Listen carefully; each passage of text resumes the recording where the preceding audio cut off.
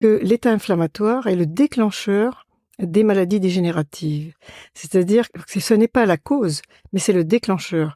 Le professeur Luc Montagnier est formel là-dessus, et non seulement, mais l'université de Shanghai, aux États-Unis, puis en Allemagne, à Saint-Pétersbourg, un peu partout.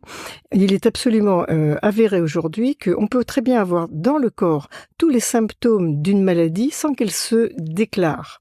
Parce que le corps arrive à se débrouiller en contournant ces obstacles.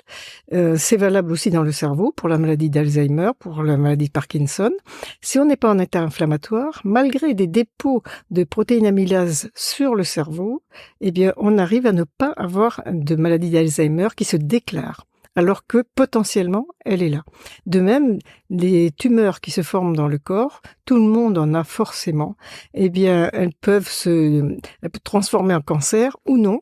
C'est-à-dire que l'angiogénèse, le fait que le corps les nourrisse, ne peut se produire que quand nous sommes en état inflammatoire. Or, cet état inflammatoire, il est un écart par rapport à la température normale. Ça peut être au-dessus ou au-dessous. On a longtemps regardé l'état inflammatoire en médecine comme une bénédiction qui fait barrage aux microbes, mais ça, il s'agit d'un état inflammatoire très, très aigu, celui dont il parlait. Aujourd'hui, ce dont nous parlons là, c'est un état inflammatoire bas. Science et Vie a consacré... On pourrait le dire latent même, peut-être ? C'est plus que ça, c'est vraiment un état inflammatoire installé, mais bas, c'est-à-dire qu'on est quelques dixièmes au-dessus ou en dessous de la température normale.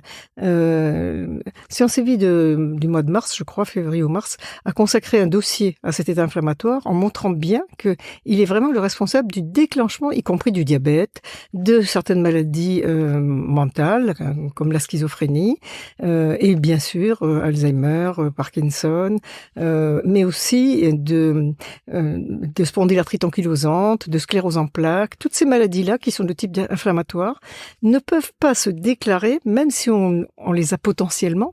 Elles ne peuvent pas s'exprimer.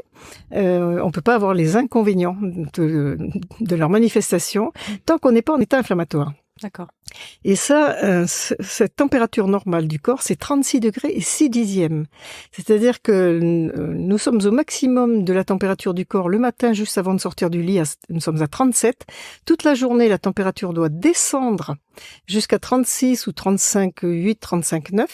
Et dans la nuit, elle remonte. Parallèlement, la sensation que nous avons à l'extérieur du corps est inversée.